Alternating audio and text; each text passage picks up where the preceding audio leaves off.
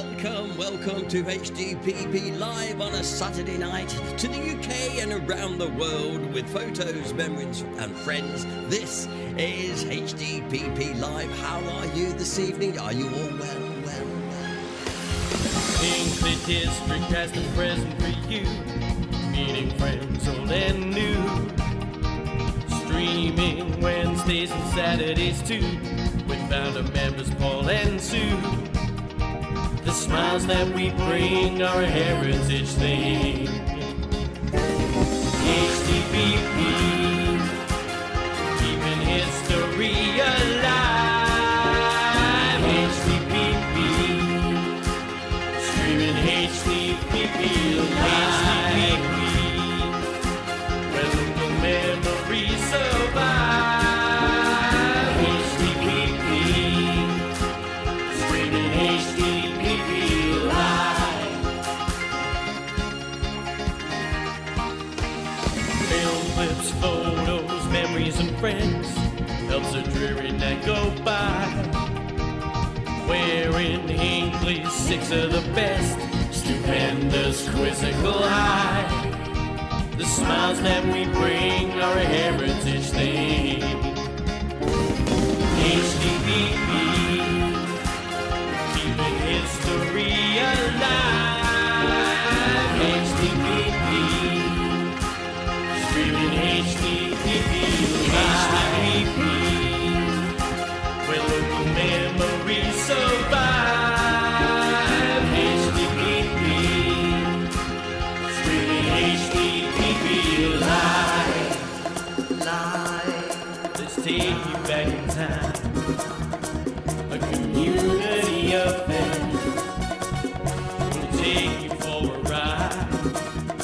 Henson's Cab will take you there. We're making history. HDPP, chapter applauses. History supporting local causes. HDPP, streaming HDPP live. Betty is our queen bee. The sweetest honey candy. Dangerous Den, here again. HDPP live. Hey, you know we keep it HDPP.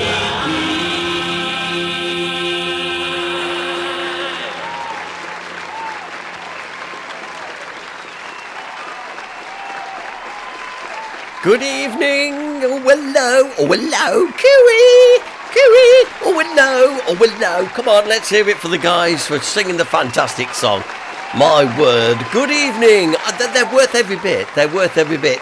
Welcome once again to Hinckley District, past and present, live on a Sunday evening. And how great of you to join us, because I have to be totally honest with you. It's been such lovely weather. I would not blame you for wanting to stay outside with that extra bottle of wine. But I know some people might actually be watching in the garden on their mobile devices. If you are, well done to you. More power to the old elbow. I can't blame you at all. Great that so many of you have joined us this evening. Now, first of all, it's time for the excuses and disclaimers before we start. So it goes something like this. Yours truly came down with a nasty, awful cough. It's about sort of Wednesday time now. And it couldn't have come at a worse time, because I had one of the busiest weeks with HDPP.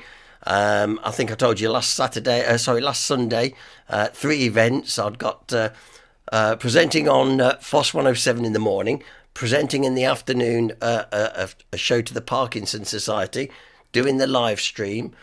I was doing something Monday. I know. Oh yes, I was doing it. I was at the Willows on Monday afternoon. Tuesday, I was taking my brother on a hospital appointment. Wednesday, I was doing another talk and stuff. And it just seemed to get like that. And anyway, this cough descended. It started with a silly little tickle. You know how they get? And then it got to a silly tickle where it really started to annoy you because it wouldn't stop. Got the old cough mixture down me. And then sort of overnight, it then went into a very deep, rattly chest cough. and it was very involuntary. Do you know what I mean? You could be talking 1 minute, next minute, bark, bark, bark, bark. So if I suddenly start coughing, I do apologise, although it does seem to have settled a little bit. And also tonight, ladies and gentlemen, as you sit there watching this on your screens, and some of you are watching on big screens, Mrs. G is watching on the big screen tonight because she's not feeling very well now. So normally she sits off screen to my right because she is my right-hand person. Tonight she's still on my right-hand side, but in another room because she's frightened if she coughs, you're going to hear her. So there we go. So that's it. Jan Kirby says, you need some Vic on my chest. If you want to come and rub some Vic on my chest, I won't say no. Listen, it is good. And also, apparently, now this is really silly, for a tickly cough. When you've got a tickly cough and stuff, apply some Vicks. Now this is silly, but put some Vicks on your feet. Now I know that sounds stupid. It seems to work. Whether it's a mind thing, I don't know, seems to work. Let's see. I've even heard of people putting WD-40 on their feet for a cough. I haven't gone down the WD-40. Anyway, listen, I digress. I'm sorry, but I wanted to get that clear straight away. I've got a heck of a wheeze, though. You might admit. Almost. Hopefully that's going to start clearing a little bit. If not, it'll be phone for the doctor and see. Anyway, good evening to everybody in the old chat room there. Let's go to the top of the list. And, of course, first in, our Daniel, of course. Always first in. Well done, Daniel. Pat Galloway with a big gooey. Yes, nice to know you there, Pat. Well done. And Anne Hunt, she's back on home turf. She's back in sunny Weston. And why not? It must be lovely to be by the sea at this moment. And so that's nice. Mary Blake's here as well. Hi, Mary. Lovely to see you the other day. Kit's here as well. Dave B. I'm here, sir. Well, I've seen you at the back there. And also Dennis is here. Dangerous Den is here again. Nice to know that you're there, mate. And other people, including David Allen's here from Boston in Lincolnshire. Derek Price. I don't know whether you're at work, Derek, but ooh, hello, mate. Thank you for what you've been doing for me in the background.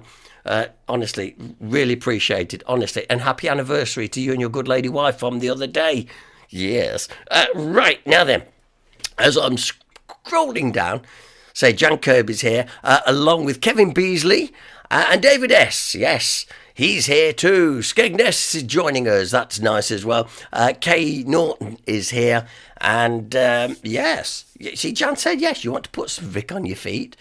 Okay. The crops are here. Oh, I'm not worthy tonight. Really? They really are here. Really? Hello, Alan and Marie. Absolutely brilliant. I'm glad you've made it because I do know tonight the Starnboroughs can't be here. Long story, but they actually came in to give their apologies to us at the scanning session yesterday. And they were really apologetic that they couldn't make it. You know, it was amazing. That's the sort of respect and discipline. That's what I like to see. Anyway, I better not say things because I'll get in trouble. Anyway, so you're all here. It's great. We've got 6 of the best tonight. We've got a couple of local features, of course. And we've got a nosy as well.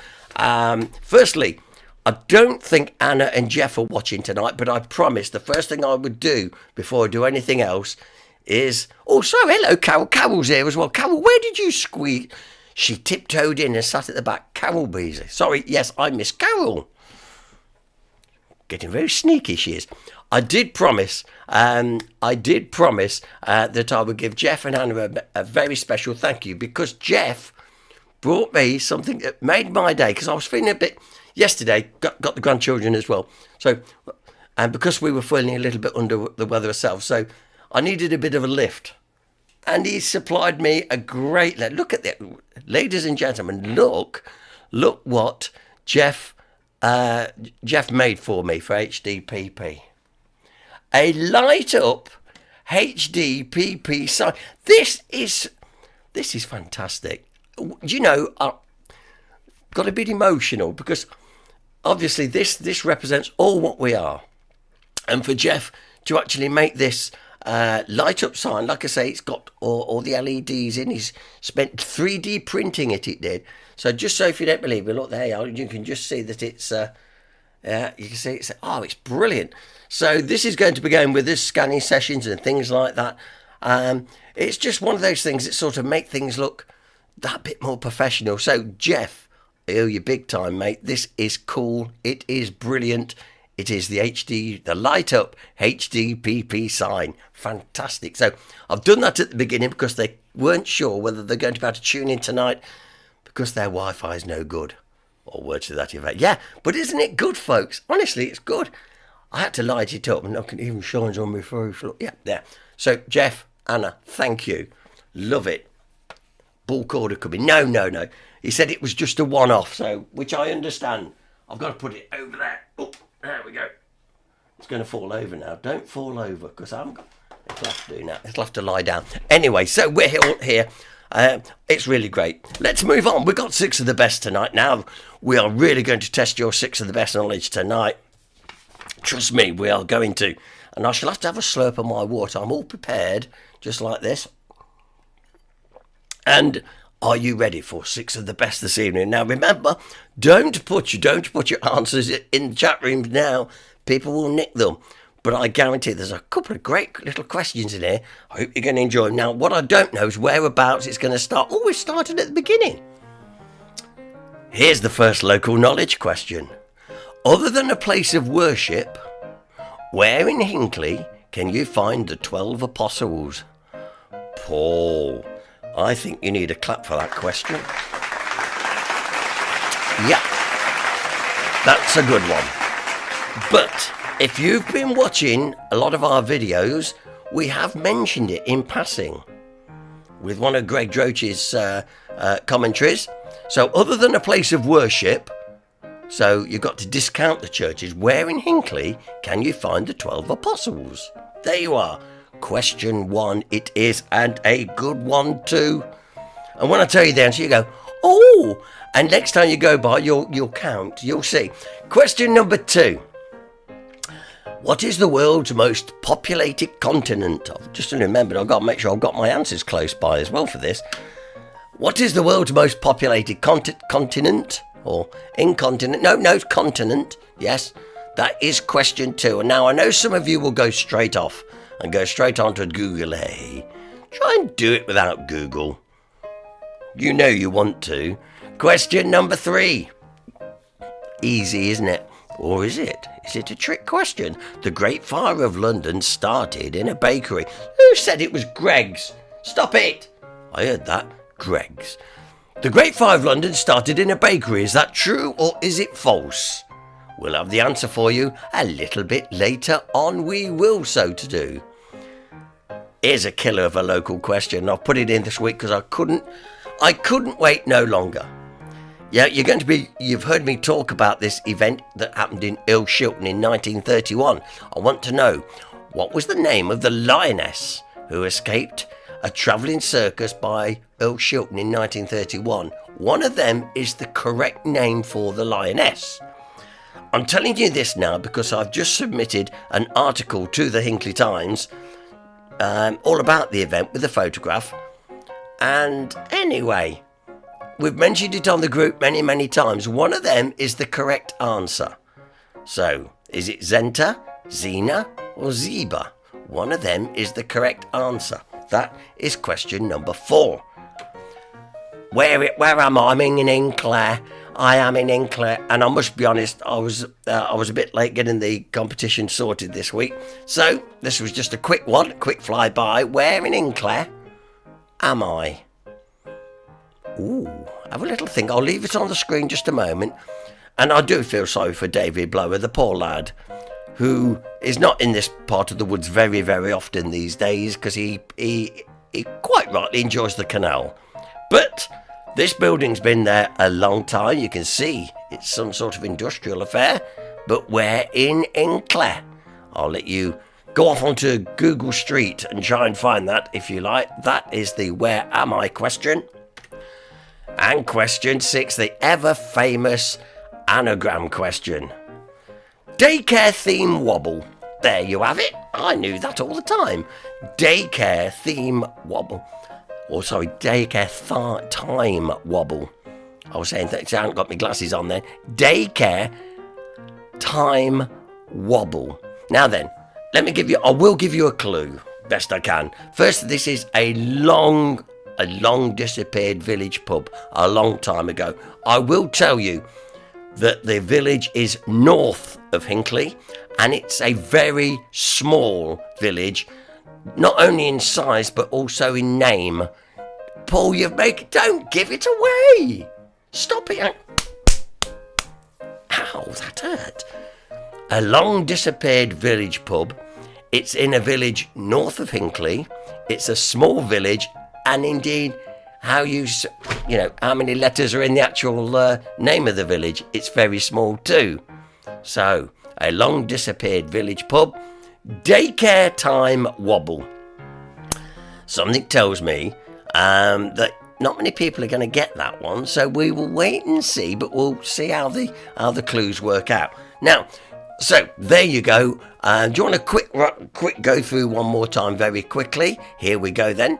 Other than a place of worship, where in Hinckley can you find the 12 apostles? Every day is a school day here on HDPP. Question 2. What is the world's most populated continent? Question 3. The Great Fire of London started in a bakery. True or false? Question 4. What was the name of the lioness who escaped a travelling circus by Earl Shilton in 1931? One of those is the correct answer. Where am I? Look, where am I? You know I must be somewhere in Hinckley, but where can I find that? Still there today, trust me, I checked. And question 6. Daycare time wobble. We're looking for the name of a long disappeared village pub. The village is north of Hinckley, and it's only a small village. Likewise, its name is small too. I think that's all I shall say at the minute. None of you will remember the pub, I can assure you now, because it's been gone hell of a long time. In fact, a lot of people didn't even know there was a pub in this village, because there isn't any now. That's how long ago it is, all right? So we're going to give you all a go at that and see how well you do. Now then, meanwhile, back in the studio, I don't think... I did message John Denny the other day, and I was saying about, oh, by the way, I'm doing this, I'm doing that, how's your book? Noticed he's not come in tonight. Noticed he's not come in. No, he's not come in tonight. I think I've shamed him. However, we will see. So, if we're all sitting comfortably, let's get into some of our things this evening. Now, what I thought we'd do, firstly, breaking news. I was delighted that, can you remember, a couple of years ago, during lockdown and stuff, and whatever, we was showing you the HDPP blue tits. They're back. Here they are. We only discovered them the other day. This was just from 2 days ago.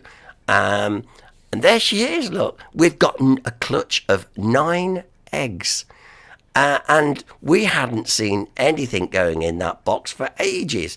This clever little lady is doing proud, and we don't think there's a male involved. We haven't seen a male or anything. Now, whether that'll change when the little ones arrive, I don't know. A clutch of 9 eggs, and we are constantly monitoring it now. Now we know that she's in there.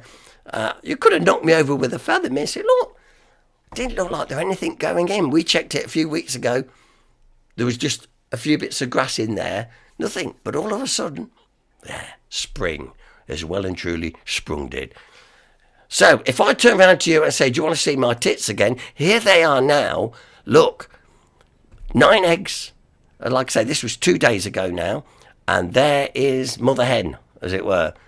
Our HDPP blue tits. And we will be keeping you up to date with things as they develop, if you understand. There we go. I'm really, really chuffed about this. Great watching nature, isn't it? Okay then, right, I've done that. So, what shall we do this pleasant evening? What shall we do? Well, I thought, first of all, we'd have one of our features. Sporting greats, we haven't. And I have to remember that there's a lot of people who haven't seen these films, so we have to run them every now and again. So we're going to do that now. I can go off and put some cold on my vocal cords while we all sit back and enjoy true stories about local sporting greats. Here we go.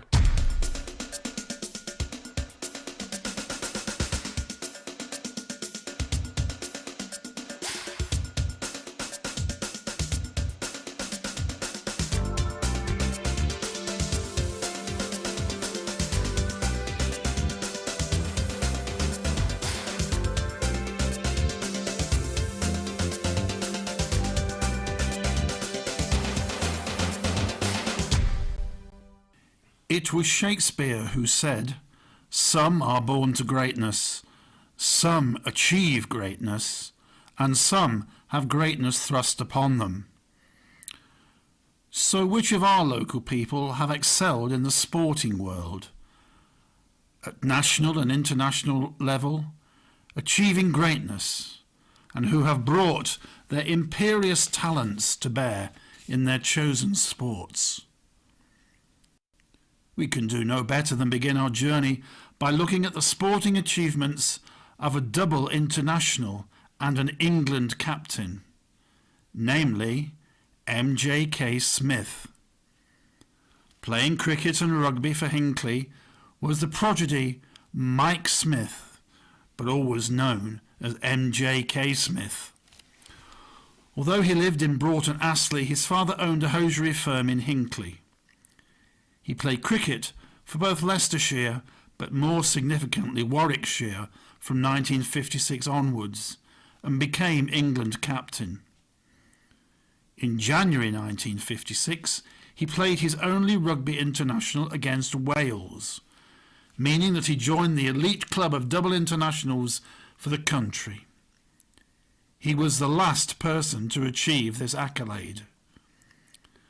A right-handed batsman, MJK Smith played 50 tests for England, 25 of them as captain. He was regarded as one of England's most popular captains in the years 1963 to 1966. Of his tests as captain, he won 5, lost 3 and drew 17. He steered his county to Gillette Cup wins in the 1960s and the county championship in 1972. After retiring from playing cricket, he transferred into cricket administration, serving as chairman of Warwickshire, as an international cricket referee, and as a tour manager for several England tours overseas. At one time, MJK even managed to be president of Hinckley Town Cricket Club. In 2019, the MJK Gates were inaugurated at Edgbaston in honour of his achievements. If MJK's exploits bring reflected glory to the town, then there is also, sadly, a day of infamy in cricketing annals connected with the town. Cricketing reminiscences associated with the sport of cricket in Hinckley are usually pleasant summer memories of sun-drenched county games played at Ashby Road until 1937, then at the Coventry Road ground from 1950, and finally at the Leicester Road ground. Many of those remembered encounters were with Warwickshire, but it was a so-called county match between teams from Leicester and Coventry played in Hinckley in the early days of August 1787 that became the scene of the first ever riot at a cricket match in the world. Those were the days when runs were calculated as notches on a pole. The game had been raised as 100 guineas for the winner, a remarkable sum. The game was played at the Harrow on the Watling Street. After 2 innings, the Leicester team were victorious by 45 notches, but during the match, tempers had fractured, with each side challenging decisions of the other's umpires, and other underhand tactics coming into play. The victors, however, returned to the Bull Inn in Hinckley Marketplace to regale themselves with a victory meal and drunken merriment. Meanwhile, the Coventry team had called on the Stockingford miners to help them avenge the defeat. A confrontation and fight took place in the marketplace, with the Warwickshire natives being pursued out of the town. The local papers in Coventry and Leicester wrote articles about the incident in support of their respective sides. Hinckley has to rely on its neighbour Barwell to redeem its cricketing reputation. Barwell was one of the teams in the longest running club match in the world. The respective rectors of Barwell and St Michael's in Coventry, as fellow graduates of Oxford University, in 1807 challenged each other to a cricket match with teams representing their parishes. That match continues today, 223 years later. Barwell-born lad George Geary is a name revered in the annals of Leicestershire and England cricket. A right-arm fast-medium bowler, Geary was able to swing the new ball. He played for Barwell and Leicestershire, but his 14 tests for England, the first being in 1924, make him stand out. In all, he would take 46 wickets for England across the world. In the Leicestershire versus Warwickshire county match at Hinckley in May 1936, he took 6 wickets for 6 runs in the opposition's first innings and 7 wickets for 7 runs in the second innings. His best ever figures were 10 for 10 against Glamorgan in 1929. When he retired from full-time playing, George Geary took on coaching roles at Charterhouse School, tutoring a young England prodigy, Peter May, and he later coached at Rugby School. Our other local lad made good is Les Taylor from Earl Shilton. A first-class career with Leicestershire was augmented with 2 test matches. In the 1985 Ashes series, it was the caught and bowled wicket of Australian Murray Bennett by Les Taylor that won the Ashes for England at the Oval. He took part in the Rebel tour to South Africa, so there is a little controversy associated with his career. Nevertheless, this former Heathfield High School pupil, who had gone down the mines at Bagworth, had emerged from that darkness, picked up the ball and borne down on the opposition.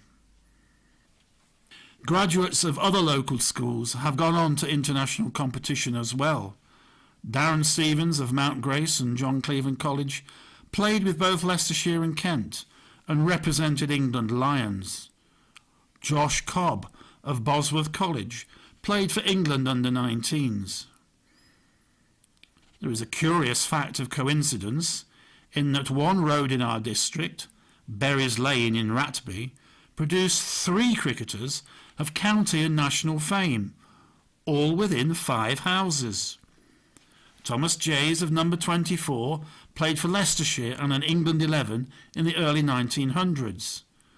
William Ewart Astle of number 28 was Leicestershire's most successful all-rounder and an England regular for 9 test matches. William Shipman at number 32 was a right-arm fast bowler for Leicestershire between 1908 and 1921. There must have been something in the water. How many places, such as Hinckley and District, could not only boast of a connection with a double international, but also a double as far as captains of their country are concerned? When Nikki Shore of Earl Shilton captained the England women's cricket team on 14 occasions in her 97 international match career, then our district can lay claim to such a fame. Nikki was a right-handed bat and a right-arm fast-medium bowler. She played for England from 1999 to 2010. Perhaps her greatest achievement was to be named Player of the Match in the 2009 Women's World Cup cricket final as England beat New Zealand, long before her male counterparts needed an extra over to emulate a similar achievement. Closely rivaling our local cricketing talents and connections is the world of rugby.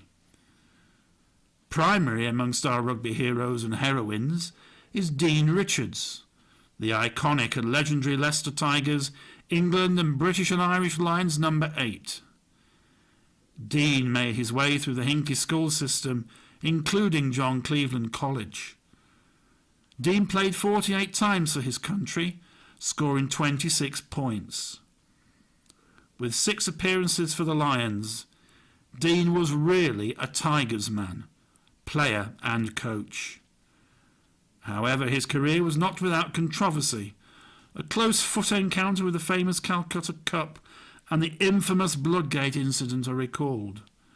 The latter led to a 3-year coaching ban. Nevertheless, Dean Richards has been coach of Newcastle Falcons since 2012. A similar schooling route brought Barry Evans to Leicester Tigers and twice for England. He scored 156 tries for the Tigers. Ryan Bauer played for the Tigers before making a permanent move to Worcester Warriors. He played at the under-20s level for England. Another product of John Cleveland College was Sam Harrison, the son of a Hinckley GP. Playing for Leicester Tigers at scrum half, Harrison has given up rugby for a life in Australia. He played for England at the under-16, under-18 and under-20 levels. Ollie Smith of Desford played for the Tigers 100 times, scoring 21 tries. He'd started out at the Market Bosworth Rugby Club. He was to play 5 times for England and once for the British and Irish Lions. Another Tigers legend and England hero is Graham Rowntree, who played 398 games for the Tigers, 54 times for England and twice for the British and Irish Lions. Rowntree's successful playing career has been followed by an extensive career as a rugby coach at both local and on the international stage. The list continues with Sam Vesty, also a John Cleveland College graduate. He made 157 appearances for the Tigers and played twice for England. Vesty also made the transition into rugby coaching. The last of this prodigious male lineup is the current Sale Shark, Manu Tuolangi, again a product of John Cleveland College. A hero at Leicester Tigers, Manu has played both for England Saxons and the full England side, as well as the British and Irish Lions. Tuolangi's off-field reputation has earned him more than one close call with the authorities. However, his cavalier, buccaneering style of running at the opposition makes him a fan's favourite. Serious injuries have punctuated an England career which is still very much on the tracks. Not to be outdone by the men, 2 women rugby players have enjoyed glittering careers. Vicky McQueen of Hinckley played 34 full England games and was awarded the British Empire Medal for her work in the community, promoting sports and particularly engaging women and young children in rugby. She's also enjoyed stints as a rugby pundit on radio and television. She coached the Hinckley rugby team. Her first England cap was in 2004. The second leading light of the female game, and still playing, is Emily Scarrett, a farmer's daughter, who studied at Bosworth College. With over 85 England caps, 500 points, and the team vice-captaincy, Scarrett is truly a rugby superstar. This was confirmed when in 2019 she became Rugby Union's World Women's Player of the Year. This glittering array of sports stars from the world of rugby and cricket are reasonably well known, but when we turn to the lesser followed sports, there are still golden nuggets to be found. For instance, to lay claim to a double world champion in both the amateur and professional forms of the same sport is indeed an accolade. That Norman Dagley of Earl Shilton achieved this feat in the sport of billiards is a cause for great pride.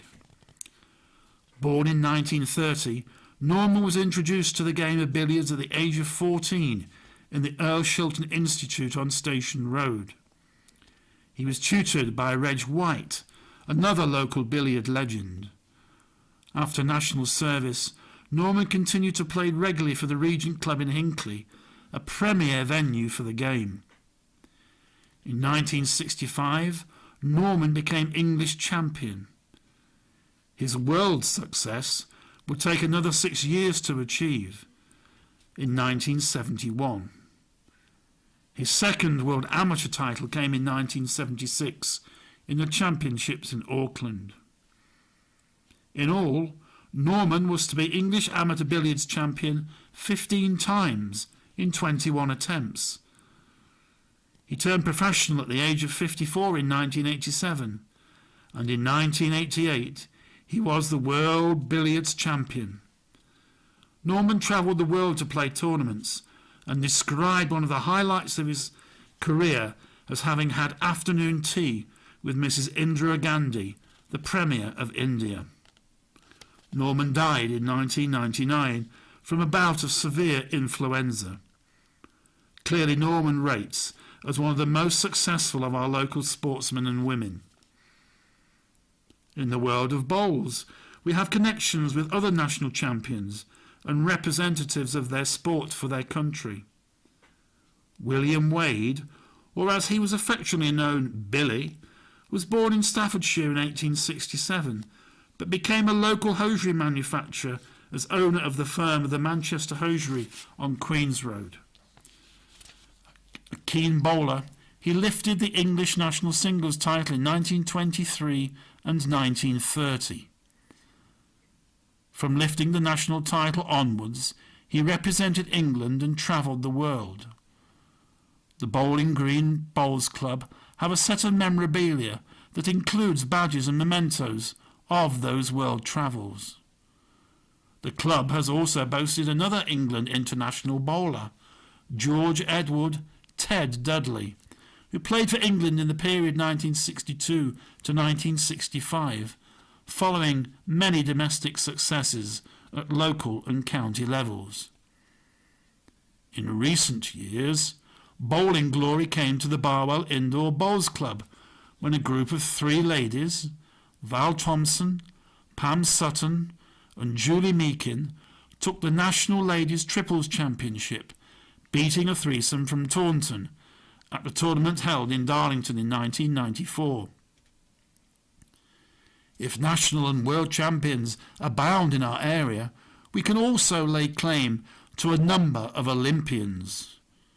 For instance, Don Cobley, born in Hinckley in 1928, represented Great Britain at the Olympics in Melbourne in 1956 and Rome in 1960. Don's event was the modern pentathlon. He competed for his country as an individual and also as part of the men's team. His best overall performance was with that men's team, coming 7th. He'd honed his running skills whilst at the grammar school and the technical college in the town, and had furthered his running career while serving with the RAF. There are several international shooters from our area. Rob Smith of Barwell shot for a bronze medal at the Commonwealth Games in 1986 in Edinburgh. 4 years later he also shot for a bronze and this time a silver at the Commonwealth Games in Auckland.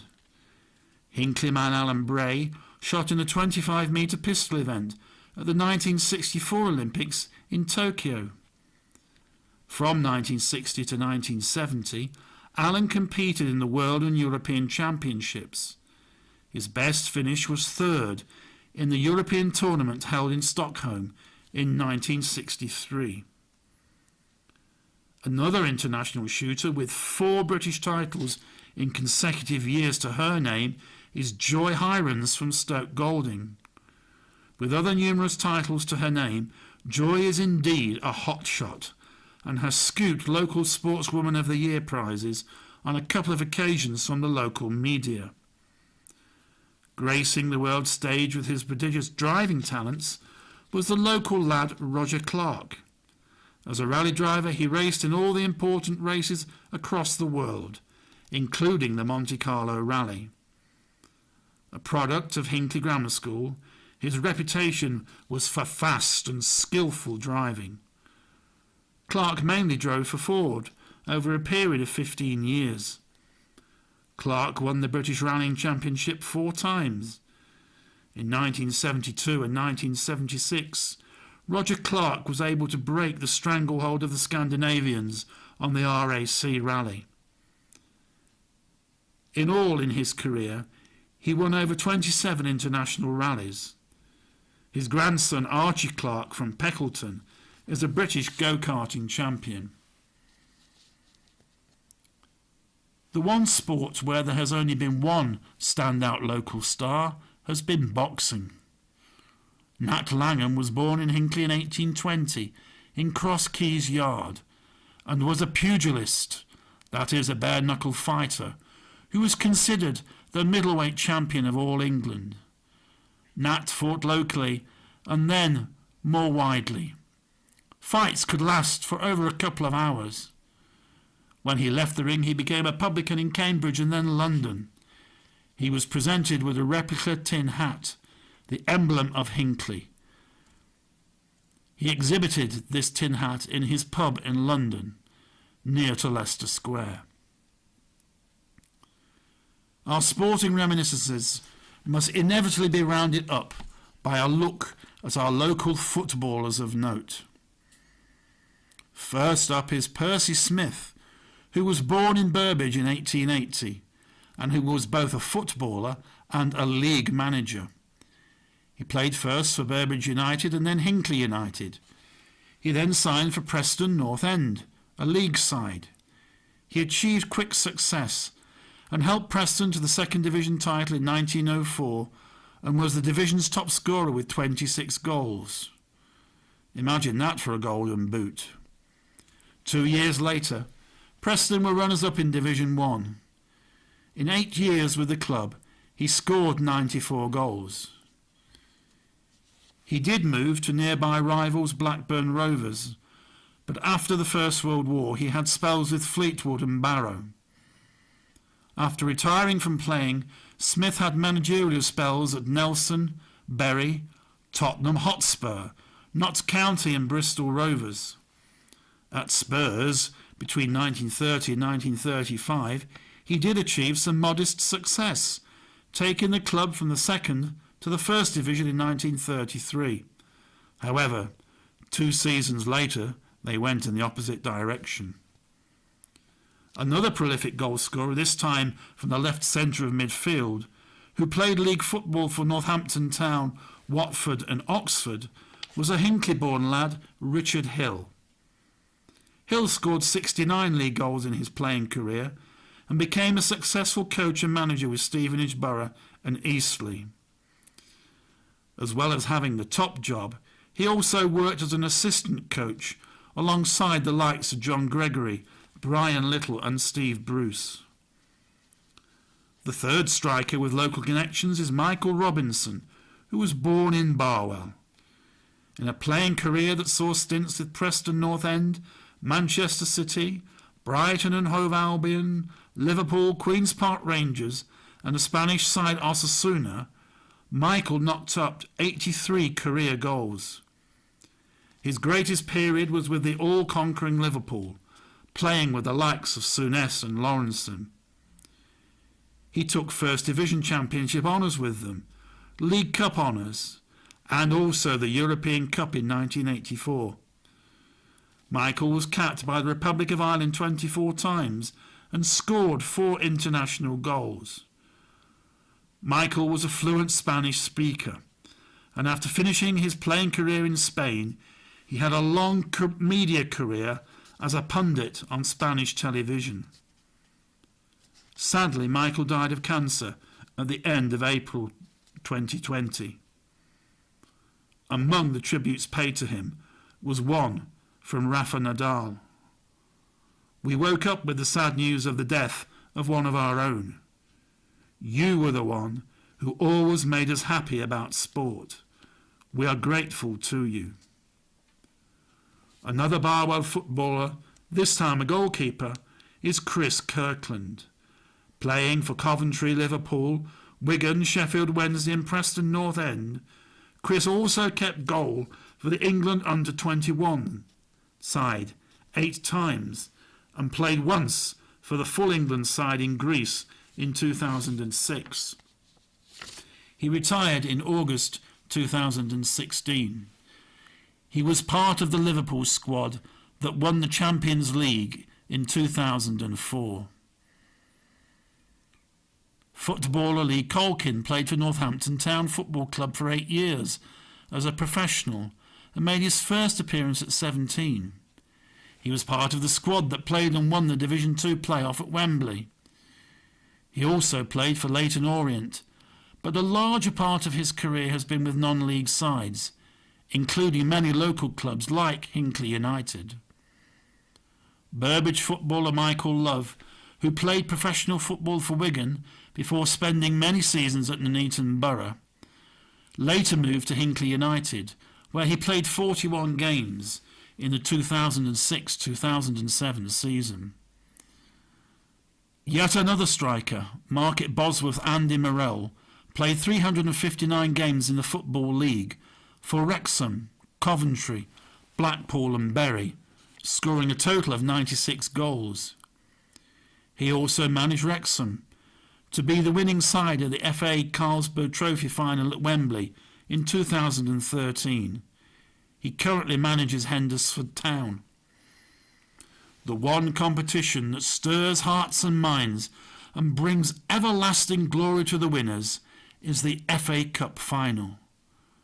Hinckley's Alan Taylor had the crowning glory of scoring twice in the final at Wembley as West Ham beat Fulham 2-0 in 1975. Alan's playing career spanned spells at Rochdale, West Ham, Norwich, Vancouver in Canada, Cambridge, Hull, Burnley, Bury and Norwich, and he scored 100 goals in his time at all these clubs. As a town and a district, we can bathe in the reflected glory of our sporting stars. They are fine examples of the dedication, resilience and stamina needed to sustain sporting greatness. But these achievements do not come without a cost. The long hours of arduous training and preparation, of sacrifices, and perhaps battling sports injuries to create a few moments of triumph requires a certain type of person. To those local people, women and men, girls and boys who are in this period of training and preparation, they should take inspiration from our already acknowledged heroes and heroines. We supporters and onlookers take immense pride in past achievements and look to succeeding generations to take the sporting baton forward.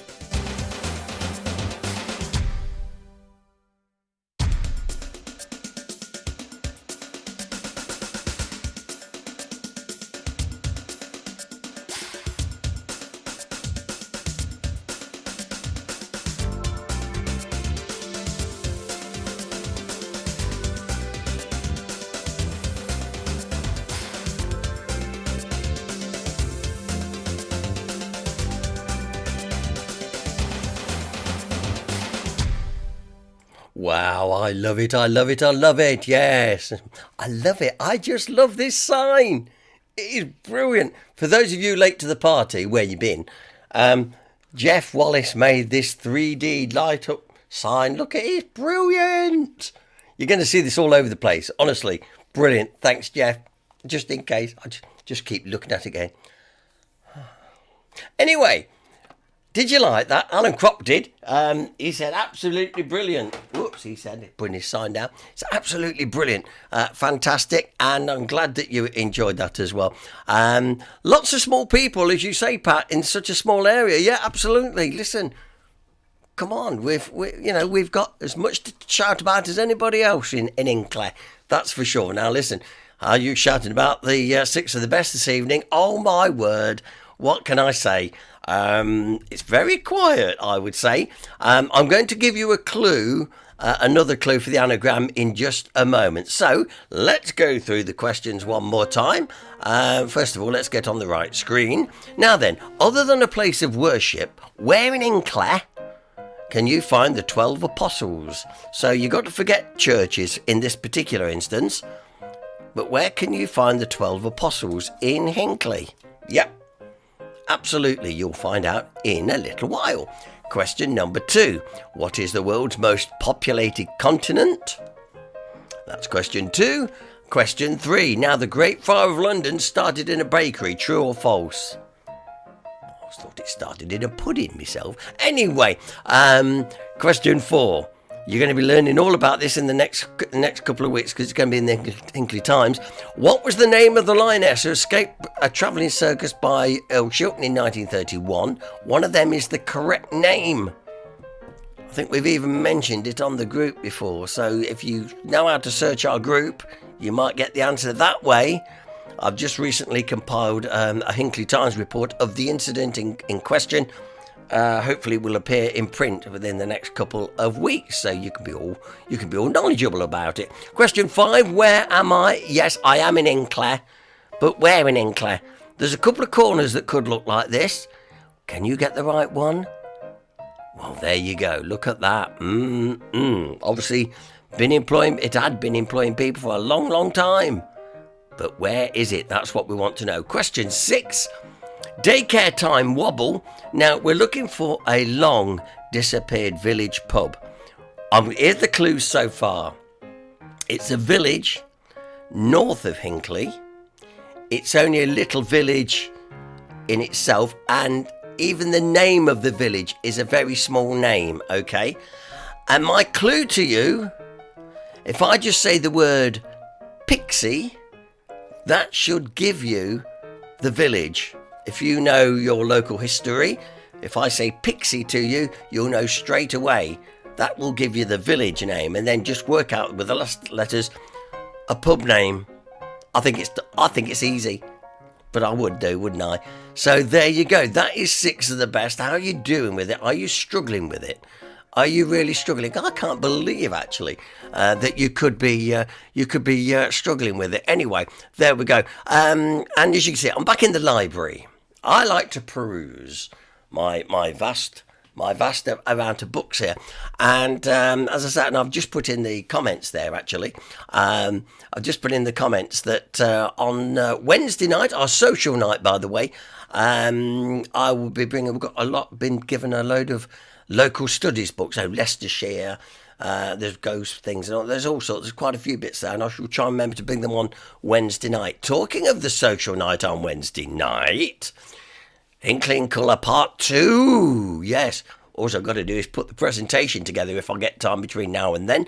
Yes, I'm going to be showing the pictures I didn't show last social night. So, and they're just as good as the lot you've already seen. Trust me.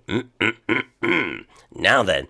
So there you go. If you could join us Wednesday night at the Greyhound, it's going to be fun. You know what it's always like. And it's always great to see all of you, and I really mean that. So come along and see part 2 of our Old Hinckley in Colour Part 2. Now then, meanwhile, back in the old chat room, Jan's just said, I've got no idea on the anagram. Okay. Dave B said, I've got the village, no idea of the pub name. The pub, it's not an unusual name for a pub. I will go as far as that. Just a minute. Oh, they're asking me questions now. Just a minute. Right, there we go. 1, 2, 3, 4, 5, 6. Jan, 6. Yes. All right. So, now, Carol, would you please? Yes. I want you to deliver your hand note personally. She says, I won't be at the social night on Wednesday. I'll be in Cardiff. I don't know. Have these things and people go clearing off. It's almost like you're saying, yeah. Right. Anyway, no, Carol, have a lovely time, obviously, of course. Yes, 6 letters. Is it 1, 2, 3, 4, 5? 6 letters for the village in question. Most people will know the village if I just say Pixie, who was a famous resident, not now, but was then a very famous resident in that village. Right. After you've got the village, you will then just literally work out a pub name from the remaining lot, and it's a well-known pub type of name. It's not an obscure, it's not like the gate hangs well or anything like that, no. So you need to just think, right, let's see what sort of pub name can I make from that. It'll be the something something. There you are. Yeah, anyway, there you go. Dave B, you see, he knows. Yes, if I said Teddy and Pixie, yeah, you're right. We can use that. Think Teddy and Pixie for the village. Teddy and Pixie. Nice one, David. Yes, I agree. That's good. That will give you, then, you see, with the letters left, work out a typical English pub name, really. And it's one of them, okay? But you'd never known that this village had that pub in the first place. Ah! Now then, Daniel Coburn saying, oh, yeah, yes, I know. Listen, while you're doing that, I've got a little short thing which I downloaded earlier on this evening, 5 minutes worth, children's TV of the 70s and 80s, just little clips. Let's see how many of them you remember. Alan Kropp said, Teddy and Pixie, who were they? Alan, you see, you've got to attend more meetings. I'm going to have to put you on detention, and write out 50 times. By the end of this broadcast, we'll have to get you doing that. It's no good. He's got to do more studying. You can't just dip in and out, One day you're going to need to know the answers to these questions. While we're doing that, children's TV from the 70s and 80s, how many of these can you remember? Let's have a look. Here comes Bod.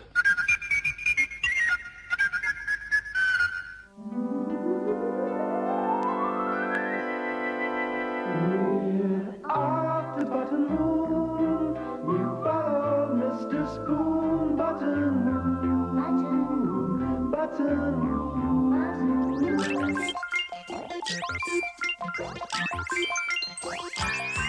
Bertha, lovely Bertha, you are a lovely machine, and anyone who works with you will know just what I mean. Whoa.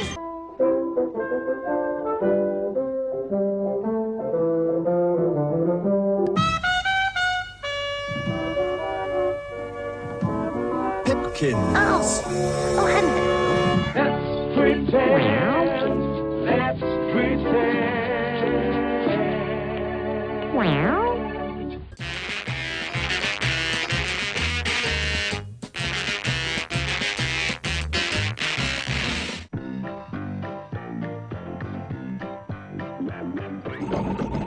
Way down deep in the middle of the Congo, a hippo took a nip, caught the rubber and the mangoes.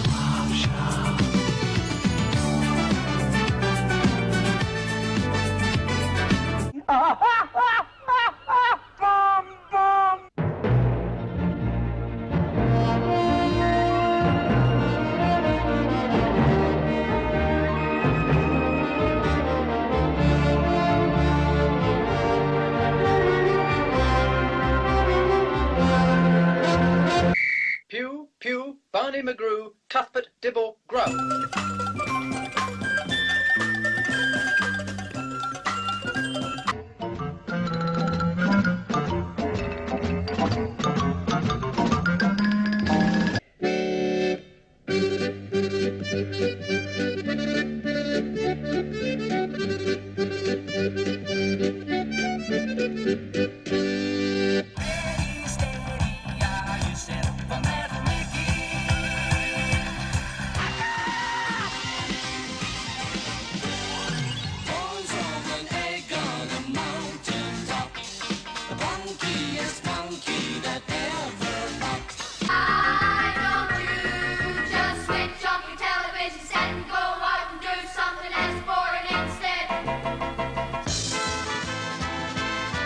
He's the greatest, he's fantastic.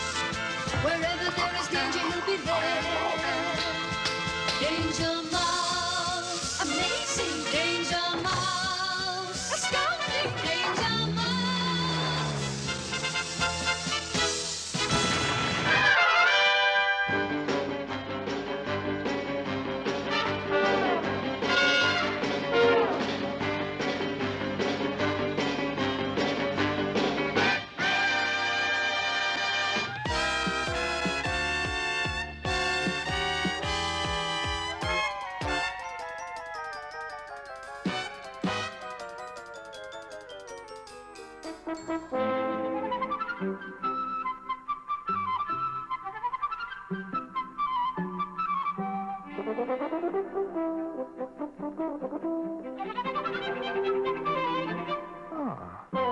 Ludwig.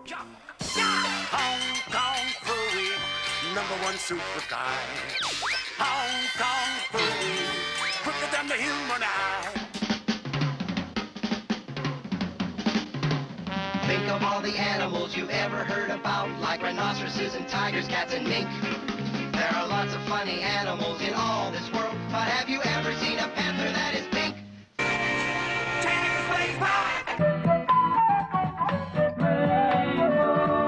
Yes, it's Friday and it's Cracker Jack.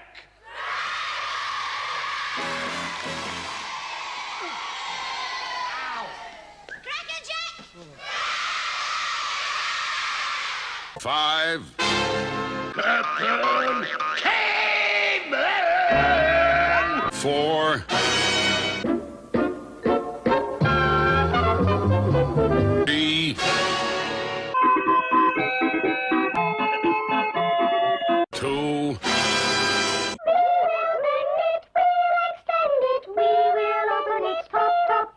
1. Thunderbirds are go.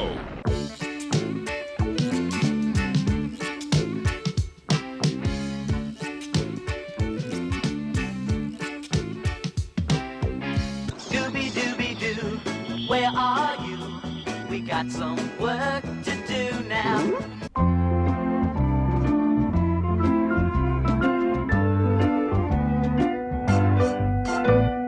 A house with a door. 1, 2, 3, 4.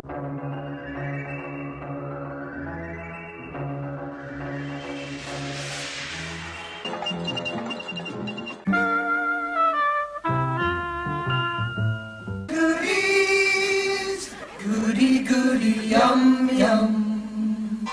At your party, be a smarty and hire rent-a-ghost. If you want a funk like the Spooky Heights with rent-a-ghost.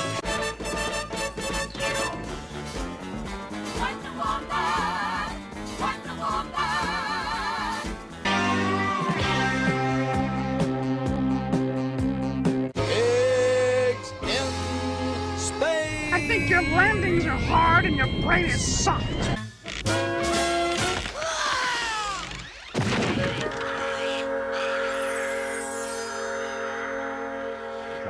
Is almost 6.5 minutes past 12, and BBC One is closing down. From all of us here, this is Peter Brook wishing you a very good night. And there you go. Did you enjoy that? Now, a lot of you will more than likely be saying, what's that got to do with Hinckley? Not a sausage. But it's great memories. As Pat Galloway says there, some real memories watching these clips. And I asked Carol, why didn't you have a TV in the 70s? She said, I couldn't buy one without my husband's permission. Now, this is what I like, Carol. When you married, it was to love and obey. You see, good old-fashioned girl is our Carol. Absolutely. Dave B's got a big smile on his face now. Got the grandma.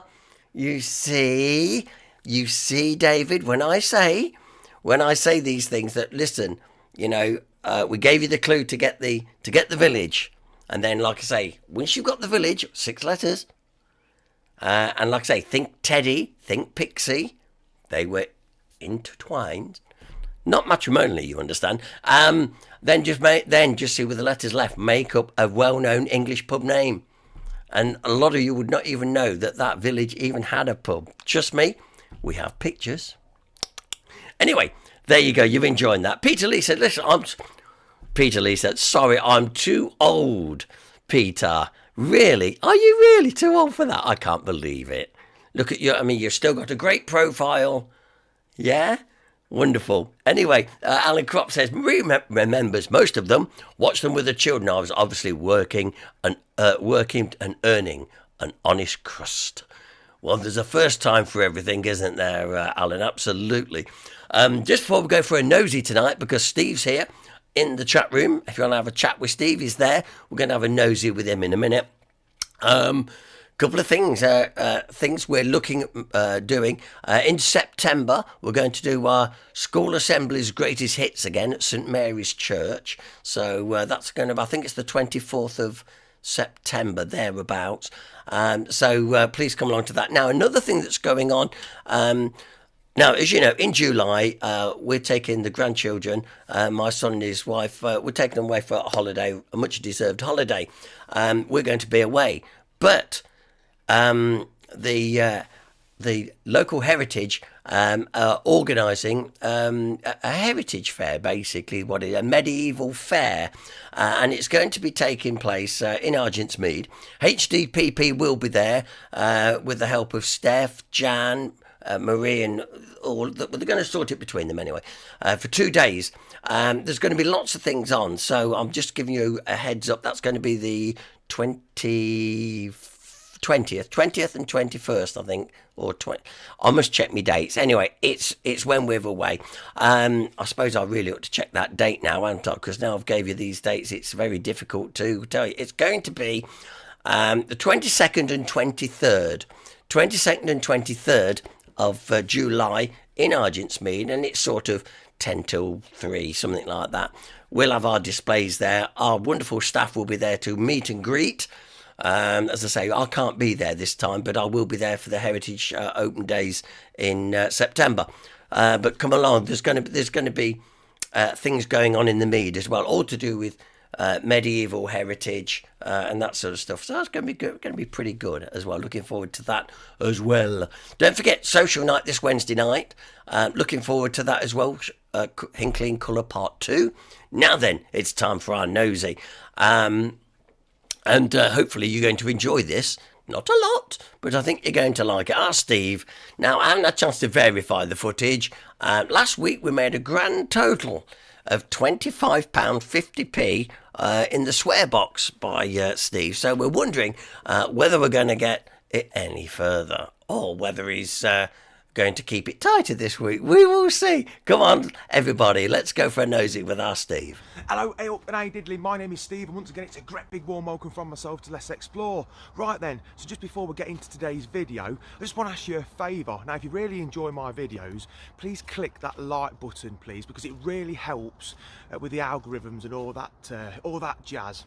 And also, if you're a subscriber or a new subscriber but you haven't already clicked the notifications bell, then please click it, because what it is, I didn't know this until a few months ago, if you subscribe to a channel but you don't click the notifications bell, it won't tell you when I upload a video. It sounds a bit daft, don't it? But that's how it goes apparently. So if you click that bell, please, it'll tell you when I upload some, and I won't want you to miss out on nosiness. Anyway, let's get on with today's nosy.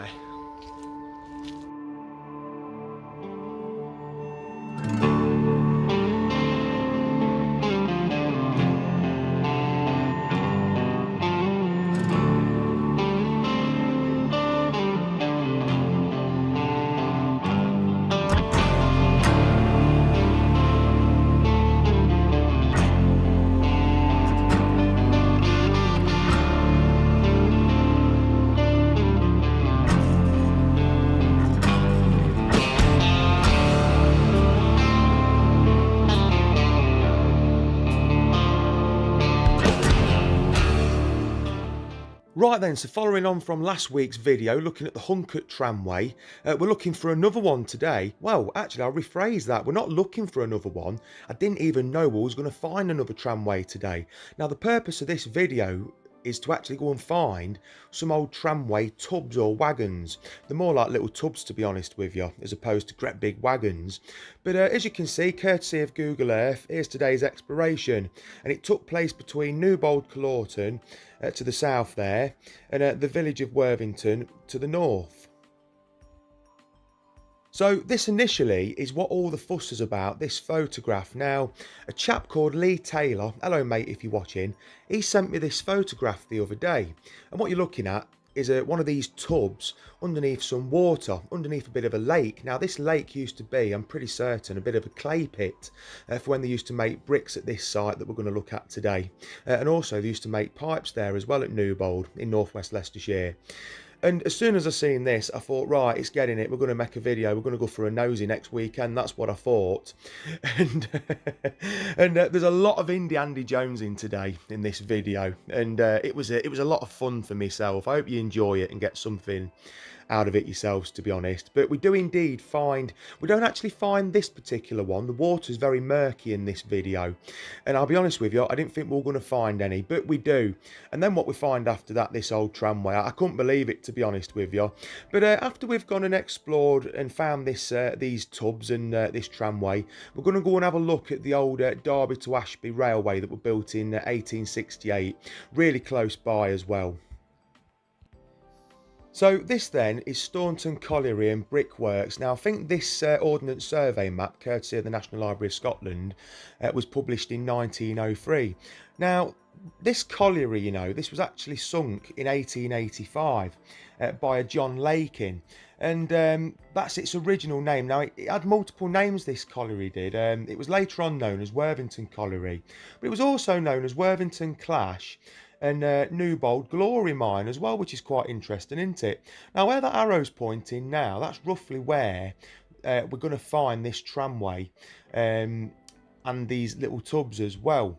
But it's quite interesting here because of course that mainline railway you're looking at, that is the old Derby to Ashby line that was of course known as the Melbourne branch later on, and it actually served in World War II, this did. Expect a video about the World War II side of all this in the future actually, but we don't actually get to look round the actual old kilns and stuff and those buildings there at the colliery. I mean, I don't know if there's any trace of that left. There's an old Newbold chimney that you're actually going to see in this video, but we can't actually go on that site. It's still a working site. They're doing something else there these days. I'm not sure what they're actually doing, but we can go and have a look around this body of water, and it's a good job we can, because it's very exciting, I think, what we find today in today's video, all because of Mr. Lee Taylor. So thank you once again for that, buddy. Anyway, we've got some rock and roll noseying to get on with, and we've got some mega epic Indiana Jones in, slip, trips and falls and all that business. Come on, let's go and have a nosy. Do you like my t-shirt, look? AC/DC, rock and roll noseying. Right, so you can see that Newbold chimney just there, look. It actually says Newbold on it. There you are, look, you can just see the NEW just about. So that's when it was a pipe works, I think. Right, I'm determined to find these bloody wagons, you know. I found this interesting little water course here. It comes off the railway line behind me. And I imagine this is finding its way down to the water course that we're looking for. Right, this is bringing us to water, more water. We'll walk this brook.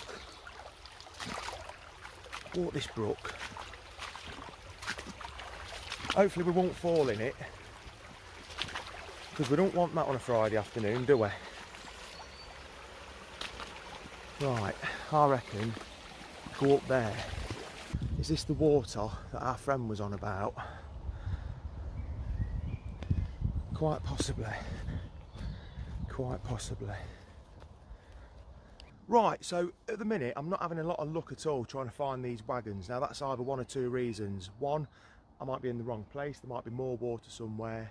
Or two, there's a lot of glare and murkiness in the water. We've had that much rain, you know, it's hard to see anything. But the picture I was sent, that was shared to me, they were right near the surface. So, I don't know. Right, so you know what? I've walked all the way around this lake, near enough to the point where I started, and I thought, I ain't going to find nothing. It's either the wrong place or the water's too murky. And I've got to near the point where I started, and guess what? Look at this. So, are you ready for the big reveal? Look at this. So there you have it. Look at this, a fantastic little wagon. Not very big at all, but very, very old. Very old indeed.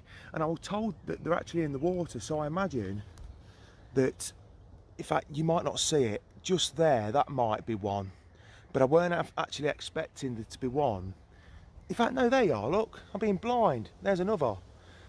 So, rotting away in the water, but fantastic that. Well, who'd have thunk it, eh? So, I imagine then that this body of water here used to be a bit of a clay hole. So I imagine there would have been a tramway here. I'm not certain on that, by the way. I mean, for me, this is dug out for mineral, so maybe clay, maybe something else. But that's fantastic, and for me, they're being pushed around, well, pulled and pushed around by either men or, I'd wager, horses, to be honest with you. That's amazing, isn't it? Absolutely fantastic, right at the water's edge. Yeah, really happy about that, really pleased we found that. And now, oh shit, I'll start again, because I've just about gone arse over head, do you know what I mean? Fantastic though, finding that little wagon down there. Absolutely fantastic, or tub it will probably be referred to as by many of you. But now, we've got to, well, try and get up here. And I want to go up here, because I want to see what the dealio is. I don't know what else is up here. I've got the bit between my teeth now, and I. Shame I ain't got the bit between my ears sometimes. Do you know what I'm saying? Yeah. Lovely that. Right, how we're gonna... Ooh, bloody Nora. Oh, shite. Ooh. Precarious. Oh, Indiana Jones in at its finest. Right. Right, so this is quite interesting here. Well, at least I think it is anyway. So just down there in that direction, in the old quarry, we found those old wagons or tubs, those little tubs there rotting away in the undergrowth. And at the top here, I've just stumbled across this. Now you can see a bank either side. Now this is almost like a drainage channel, isn't it? And, well, I say that, I'm pretty confident that's what it is, unless it's some sort of ancient ditch. But I don't think it is. This is taking water away from the old brickworks and colliery, in my opinion. A beautiful green moss and what have you though, isn't it? So I'm just going to follow this down here, because we've got to walk down here anyway. I mean, you can clearly see it. I mean, that is, for me, in my opinion, that was put here by industry to get rid of water. I mean, do you know what? It may have been a conveyor belt here, actually. Yeah, I hope it's quite deep beneath these leaves here. So I don't know what we're going to see just here. Probably no, to be honest with you. But I mean, I love things like that, and you can clearly see it, can't you? Great that, love little earthworks and whatnot. I really do. I mean, you might be thinking I'm clutching at straws, but for me, stuff like that really does interest me. Right then, oh, we're in proper Indiana Jones in territory here, aren't we?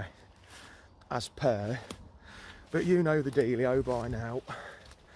And if you're new around this channel, if you're new in these parts, and you're going to start following what I do, well, you're going to realise I don't do things the easy way a lot of the time, as I am experiencing right now. Oh, bloody hell.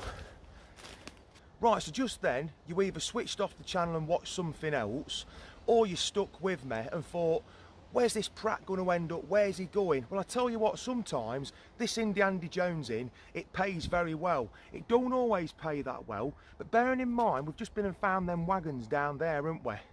Where I about fell back, arse over tit, arse over head and all that. But guess what? You'll never guess what I've just found. A really old tramway. Check this out. So look very carefully. Can you see it?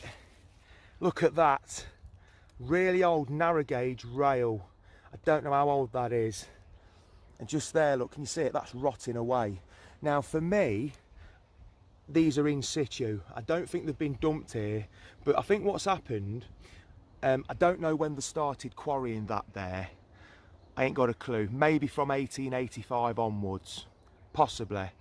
But of course, they'd have started higher up. You know, imagine that not being there when they started. This may have been an original tramway in, but you can see it even better. So following that, I mean, look at this here, look. Just there and over there. It's still actually got rotten sleepers joined to it. And you can see, I mean, it's all weathered quite a bit here, you know, with all the rain, but this carries on. I mean, look at it here, it's rotting away. That's amazing. In the undergrowth, no one's been and found this for years, I imagine. Look how rotten away it is. Just there, look. It's like parallel lines. It's got bits missing. But you can see the old sleeper still attached to it. Look at that. This is amazing. And this carries on all the way through there, look. Look at that.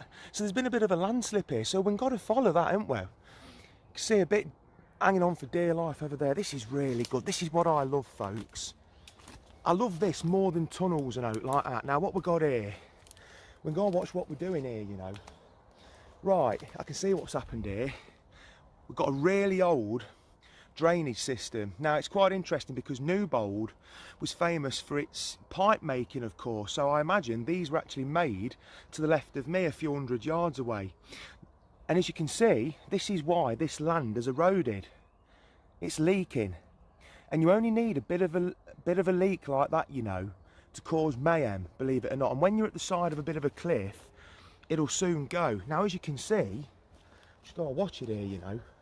And you always know when they're really old clay pipes because they're really short like that. But as you can see, look at our old tramway. Hanging on for dear life, look.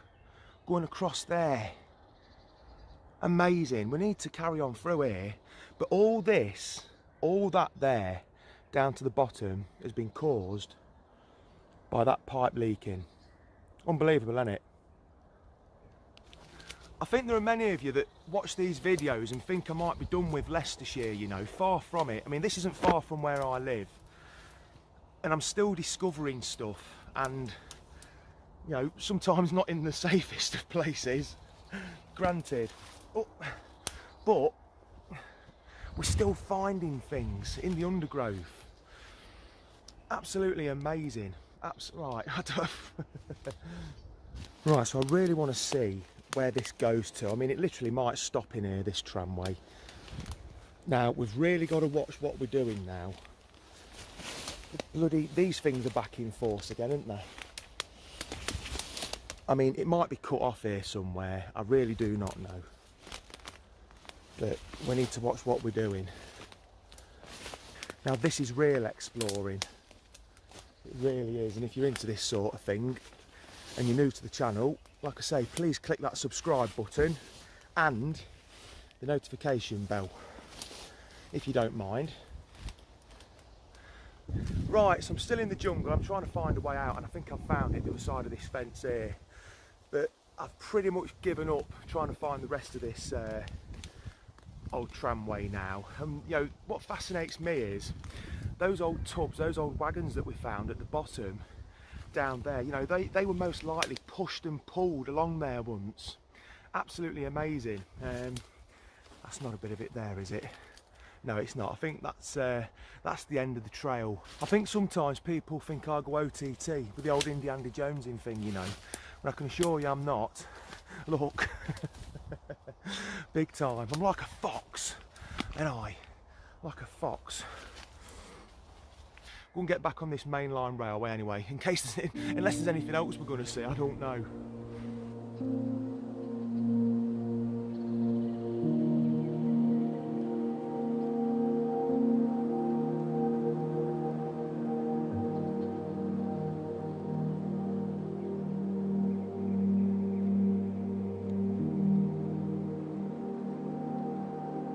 Right, so we're out of the worst of it when it comes to Indiana Jonesing. Well, I say that, I don't know what's ahead. At the minute, I'm walking on a public footpath, but something tells me that just up there, where this trackway goes uphill, there's going to be a Midland Railway bridge there, because, in fact, I can actually see brickwork. So yeah, for me, definite railway there. So we'll get on with exploring that and see if we can find any more golden nuggets, because I really wasn't expecting to find what I found over there. Come on, let's carry on the nosiness.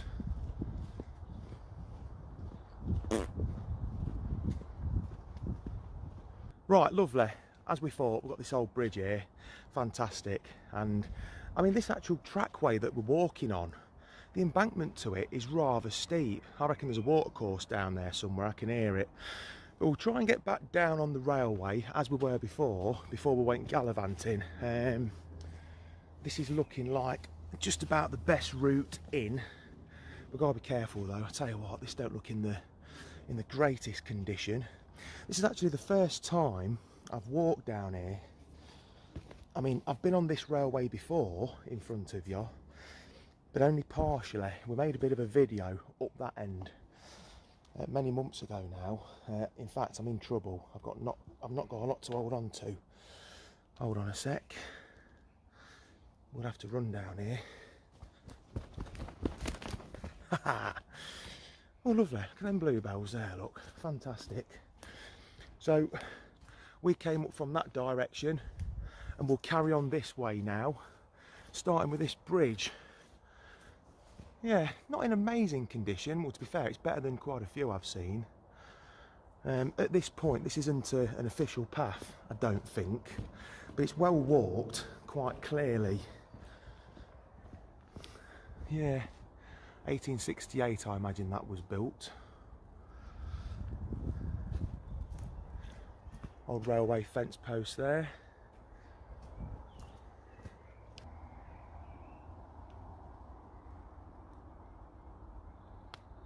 Right then, so it's a bit bizarre at the minute because I've kind of, well, I say I've lost the railway. I've not lost it, but sorry about the wind. We were last walking on it up there, weren't we? Now, we're in an arable field. Well, we're on the outskirts of one.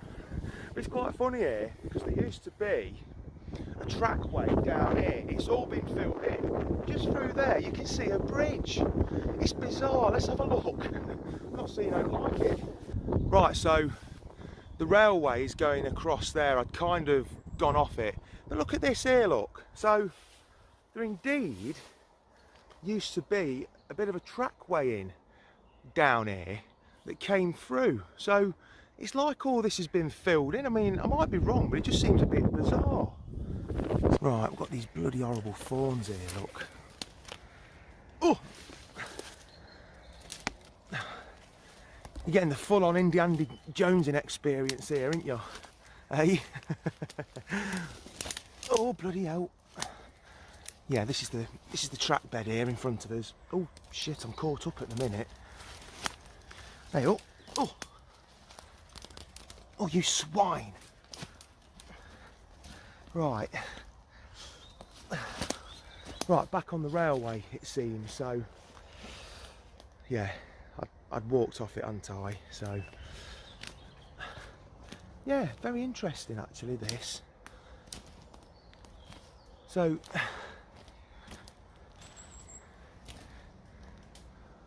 yeah. Only seen it out the corner of my eye. There clearly used to be a bit of a trackway through here, some sort of farm access.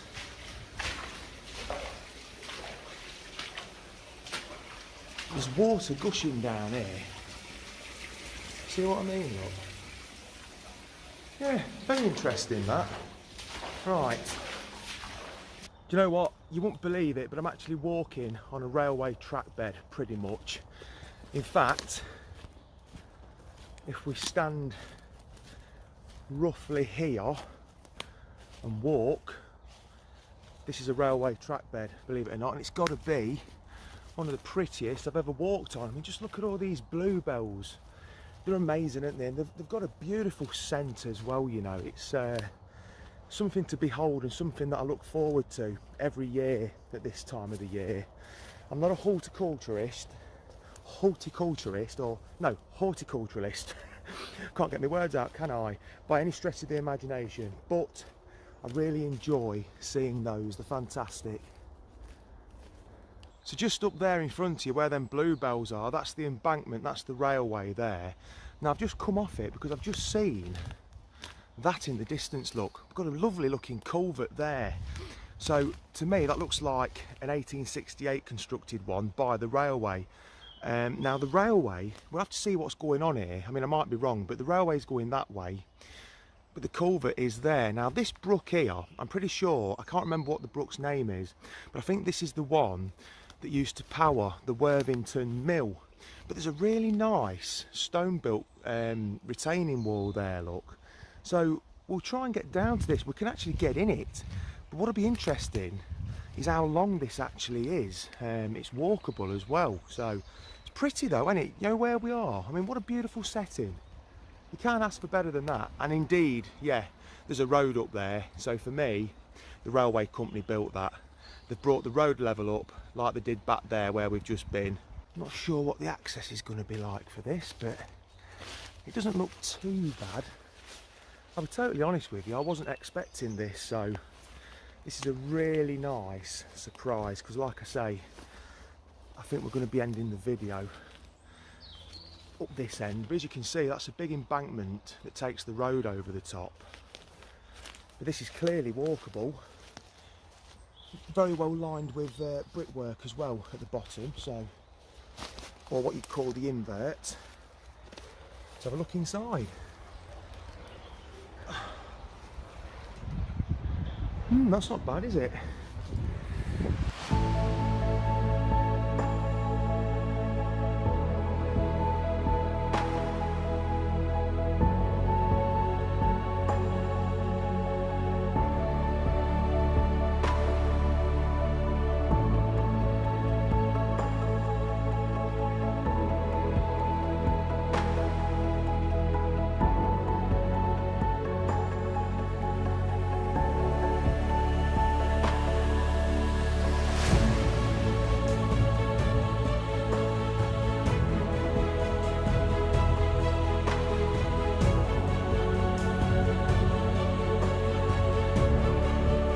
Right, well unfortunately that concludes today's video.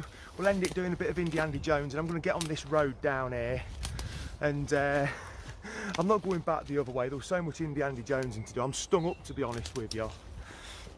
Bloody hell, the things we do to make a video, eh? Let me just get on this road. It's been a good one though, hasn't it? We found some interesting things. In fact, while we're here I can show you these abutments. Where am I? There I am, right in. You see it? That's where the railway used to cross. Right, so I've got a gimbal in it. It was actually tracking my face then. It wouldn't let me actually show you what I wanted to show you. So yeah, there you go. That's where the railway used to cross, the old abutments there. And it's actually quite interesting here, you know, because I don't know if there's like a bit of a spring up there, and again, it's wore the ground down to such an extent. There's a big hole up there at the side of that field. So yeah, there you have it.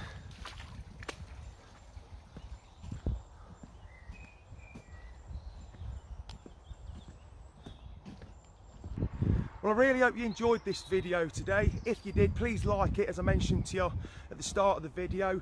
If you're not subscribed, please press that subscribe button and the notification bell so you don't get to miss out on any nosiness. Right, I'm going to wuss out. I'm not going to walk the way I came because I don't want to get stung up anymore. I've had enough of it. I'm going to walk on the road on the way back. It's going to be further, but I can burn some calories, can't I?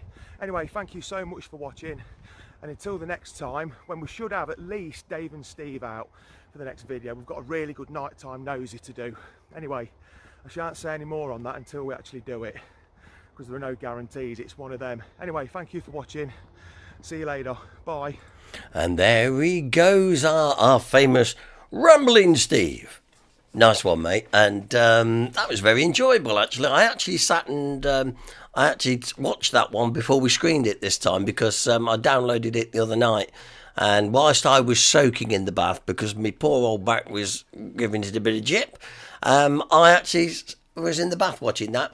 Yeah, on my tablet. Very good. Excellent. People enjoying that one. And it's good. Alan Cropp said, well done, Steve. We enjoyed it. Thank you. Nice nosy, Steve. Cheers, mate. Brilliant nosy, Steve. They all like it. And yeah, really, really good. We always aim to please. So there we go. Nearly at the end of the broadcast for this Sunday evening. And as I say, it's been such a lovely day. I can't blame any of you for not wanting to watch this live when you could be outside, enjoying these lovely evenings. And we don't get, let's face it, we don't have enough of them, do we? So if you've been watching on your mobile phone outside or on your tablet outside, then brilliant. That'd be, really, really nice. But it's time now for Six of the Best. Now then, I'm really interested to see how you all do with this tonight, because I think some good little questions in there. So with no further ado, as my colleague Steve would say, let's go and do Six of the Best. And we'll start now. Remember, let's get all the answers in one go. So I'm going to give you chance to put your answers in as we get to each one.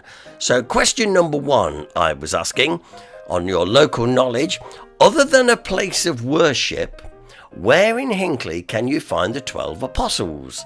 So we're going to find out there. So let's just see, and I will explain fully where they are, where it is, or where they are very, very shortly. Carol Beasley, is it a beer? Well, Carol, I love your dreams.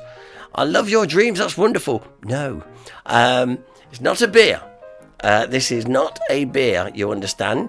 Oh, Gary Bettley's here. Raining here, serves you right. We've got some lovely weather here, mate. Honestly, it's been really, really nice today. Hope you're keeping okay. So, question 1. Anybody got the answer to question 1? Other than a place of worship, where in Hinckley can you find the 12 apostles? Some of you are going to be very surprised in a minute. David Allen said, is it the Unitarian Chapel? No, David. Good guess. Jan Kirby says Station Road. No, it's not Station Road either. I'm just giving it a few moments just to allow for the delay. Right, I don't think anybody's got that one. Right, you're going to learn something in a minute. Not a lot, but you're going to learn something. Jan Kirby, the Greens then. No, it's not the Greens. Trust me, it's not the Greens. So, here comes the answer. I think we've all... This is like bargain hunt. You know, when they're waiting for the last bid to come in. I have to try and keep an eye on what's going on in the chat room and keep my chat going so it doesn't get too boring. Pat Galloway, street names? No. So, other than a place of worship, where in Hinckley can you find the 12 apostles? I'll tell you where you can find the 12 apostles, and they're still there today. They are the trees, the 12 of them, that stand outside what was Hinckley Workhouse on London Road, which is now the Hollywell Fields estate. Those trees there, there's 12 of them, and they are the 12 apostles. Next time you're in London, down London Road, count them, you'll find there's 12, and they were known as the 12 apostles, which screamed in front of the old workhouse. Now then, tell me you're impressed with that. Please tell me you're impressed with that, because I think that was a damn good question. So, the 12 apostles you can find in Hinckley on London Road. Thank you, Alan. He said, I didn't know that. That's right, that's fine. They are the 12 apostles. Promise me that when next time you go by them on London Road, count them.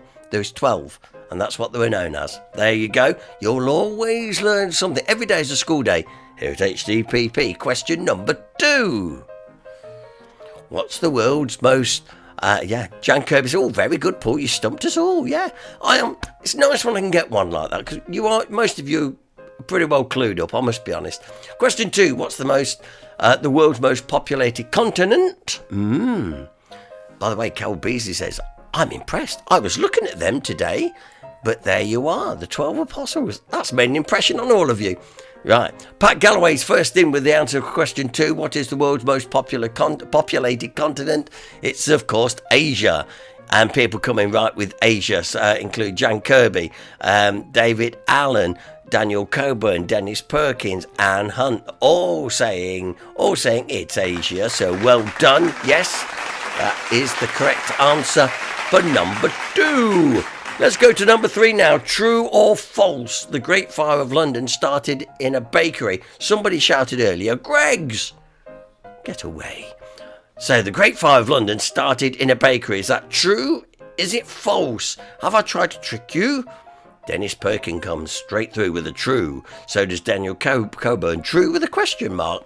Jan Kirby, true. Pat Galloway, true. Yes, of course, it is true. Cal Beasley, true as well. Yes, it is. Started in Pudding Lane, as we know. The rest, as they say, is history. True in Pudding Lane. Yes, it was in Pudding Lane, you see. But David Allen was playing devil's advocate. He said false. Sorry, David, not in this particular instance. But however, so that is question 3. Question 4. I'm going to wonder how you guys are going to do with this one. I'll give you a moment. What was the name of the lioness who escaped a travelling circus by Old Shilton in 1931? Was it Zenta, Xena, or Zeba? We need to know what the name was. So, I'm just going to give it a minute before I start saying what it was, because right, the answers are coming in on my screen. I'm just giving it a minute before I tell you the correct answer, because as soon as I tell you what the answer is, someone's going to put it in. Although John Denton's not here tonight, so hey. Right, okay, let's see. Okay then, I can now tell you. So, the name of the lioness who escaped a travelling circus by Old Shilton in 1931, was it Zenta, Xena, or Zeba? Well, I can tell you now, first person that came in with their answer saying it was Dennis Perkins saying Xena. No. Zeba from Jan Kirby. No. Xena from Daniel Coburn. No. Xena from Pat Galloway. No. David Allen Zeba. No. The correct answer, ladies and gentlemen, is Zenta. Kinel, thank you, Gary. Zenta is the lioness. That's the name. Now, you will be reading that if you're rich and you can afford a Hinckley Times. You'll be reading about it in the Hinckley Times in a week or so's time, because I've sent it off as a feature for the paper. Alan Kropp said, I didn't know that. That's all right, Alan. Every day is school day. Don't mind at all. But for all of you having a go, that's the main thing, is having a go.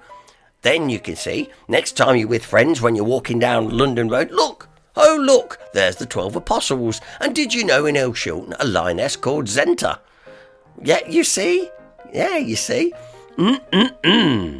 Now, anyway, I'm just reading this other comment that's come in. Dennis Perkins, up at Bond Street, Neil's Yard, corner who's entered to Shilton. Yes, well, he's obviously been on the Nookie Brown as well. Let's go on to question number 5. Where am I? Anybody recognise where this is? Yes, it's in Hinckley. Let's just see. Well done, Daniel, by the way. He said, damn it. I didn't get that one right. Where am I? This is where I am. I want to see whether you can get it before I show you. Daniel Coburn, Graphic House. I wonder how you know that. Let's just see if anybody else goes. Anne Hunt says Upper Bond Street. David Allen, Spencer Street. So let's go through that. Well, okay, let's go from the top of this, and I'll tell you who's right and who is wrong. Daniel Coburn has got it right. It's Graphic House. Anne Hunt said Upper Bond Street. David Allen said Spencer Street, so he's right too. Upper Bond Street, Graphic. I like how Jan she can always keep her feet in both camps. Yeah. Marie says Bond Street. We see it's not Bond Street. And I like Kel Beasley's answer. Is it the old Leo and Annabelle's? No. Bond Street, says Pat Galloway. No. Dave B said, I've tried Neil's Yard and the Narrows, but no luck. No. I wonder. Well, let me show you. Yes, it's Graphic House. Here we are. Druid Street and Spencer Street off to the right, look. And what I understand why a lot of you were thinking it was Upper Bond Street, because you're thinking of the old Brocklehurst factory. So there you go. You see, here's something. Alan Kropp, bless him. He's very constant tonight, isn't he? He's very consistent. Didn't know that. Yep, that's where the Graphic House it is. Okay, so finally, we're coming on to the anagram. Right then, I know David Blower has been waiting to copy and paste the answer in. So David, you go for it. Daycare time wobble. We were looking for a long disappeared pub. Okay, we're looking for a long disappeared pub. I then told you that the village was north of Hinckley. Yeah, I'll tell you. Look, and that the village is a small village, and that even it's only 6 letters long, right? And then I said, to give you an extra thing, Teddy and Pixie were resident here at some stage. Yeah. Pat Galloway comes through. Pat Galloway's got Cadeby, yes, but Dave Blower's got it correct. The Barley Mow Cadeby. That's what we were looking for. So the full correct answer is the Barley Mow Cadeby. Now then, the pub itself was just a little way when you go through the village. Just on the way out of the village, heading towards Bosworth. I have got pictures. I will have to show it you sometime. So there we go. So anyway, look, Alan Kropp, I didn't know that. Well done. Blimey, I lived there. I didn't know that. You see, Anne, every day is a school day here on HDPP. No, seriously, it was the Barley Mow. And I will try and dig the picture out for you. And you can still see the sign hanging, well, you know, where the sign was hanging outside. I promise you can. I'll try and remember to tag you in it as well, saying that you live there as well. Okay, it's now time to submit your scores. Submit your scores. Kevin Beasley's coming with, I've only got 2 tonight. That's all right, Kevin. You've had a go. The thing is, you've had a go. You know, and like I say, we all learn from each other. It's amazing. I've been picking up loads of little snippets. Ideal. ideal for questions later. So here we go then. So Alan Crop, Marie got 2. I tried. I think 10 out of 10 for effort, Alan. Absolutely. Jan Kirby, 2 for me. And yes, Anne Hunt said, oh, by the way, we're staying in Bosworth in August. I'm going to go and have a look. No problem. You can. Honestly, you can. Anne Hunt said, I've got 2. Carol Beasley said, I've got 1. 3, says Daniel, for me. David Allen, he's still on about the Cade B. Dennis Perkins, 2 for me. I got 2. Well done, Elaine. Pat Galloway, do get half a point for Cade B. Yeah, go on then. Nobody got 6 of the best. Now then, I think it's been a good one tonight. And also, Smarty Pants John Denny is not watching tonight. Apparently he's on a boat tonight. Dave Blower, watch out, because if Denny goes by, you'll know about it, okay? So, sink him. He's too busy scribbling and probably writing his book for all I know. I don't know. But however, it's quite funny that John Denny's not here. And I think there's a couple of questions he wouldn't have got. We'll find out, because I'm saving some for next week too. So there we go. But well done to everybody that's taken part. Listen, it's been a long broadcast tonight. Look at the time. I should be in bed. Anyway, well done to all of you. Thank you very much for taking part. Let me just conclude by telling you, for those of you that haven't seen it, there are plans locally to try and knock down the old needle factory, Tansy's Needle Factory. If you put Tansy's Needle Factory in the group, you'll see the picture. That's in Druid Street. There are proposals going in to knock it down and, of course, put the proverbial flats up. This particular building features a lot in our heritage. Being an old needle factory, it was a very busy place making needles for the knitting industry, for the hosiery and knitwear. Now it's a little factory next to Brocklehurst, basically, and they're on about wanting to knock it down and build flats. Now listen, I've put on the group as a pin post. I think it needs saving. I really, really do. And given the fact that A, it's in the conservation area of Hinckley, and B, it's also part of the Druid Quarter part of the town as well. 2 good reasons. That little factory, it's only a little poky little factory, but it's a great little factory. Needs saving. So have a look at the post on the group. It's pinned at the top. Okay, right then. There we go. Listen, I'm not going to go overboard on that. I've got to go and nurse a poorly Mrs. G now, who's in the other room. She's all wrapped up. She's like that. Seriously, she's not very well at the moment. So I better go and do that. And all being well, hopefully some of you will come on Wednesday night, please. Otherwise, I'm going to be doing this presentation to myself. And come and see some of the great pictures we've yet to show you on Wednesday night. And if you can join me next Sunday morning on FOSS 107, that'd be great. Let me come and get you out of bed. Yeah. Next Sunday morning, FOSS 107. I'll come and rouse you up. Thanks for a great night. Thanks for staying with me. And I'll see you soon. Take care. Ta-da.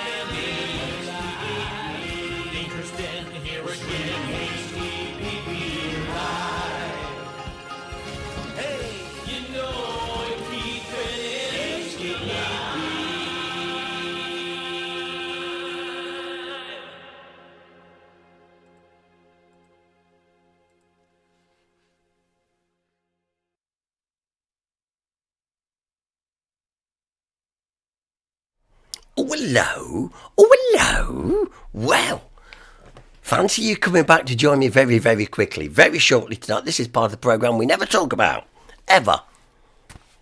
But we like to come back here, and I like to send you to bed with a little chortle, so I always give you a few dad jokes so you can have a little chortle about that. Now then, so very quickly, I've got a few just to quickly rabbit off for you, and see what you think. Okay. Oh, hello. Oh, hello. Hello, me duck. Yeah, nice one. Here we go. So, if you're all ready, let's go for it.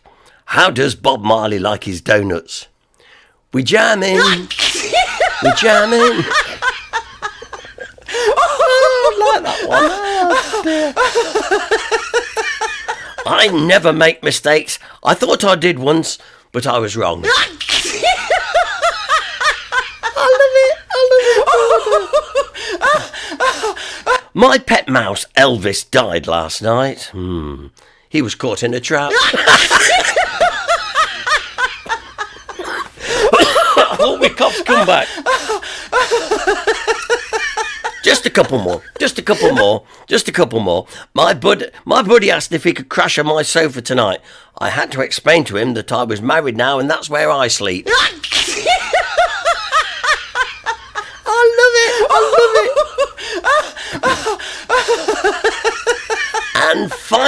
And finally, what did Cinderella say when her photos didn't arrive? Someday my prince will come. Didn't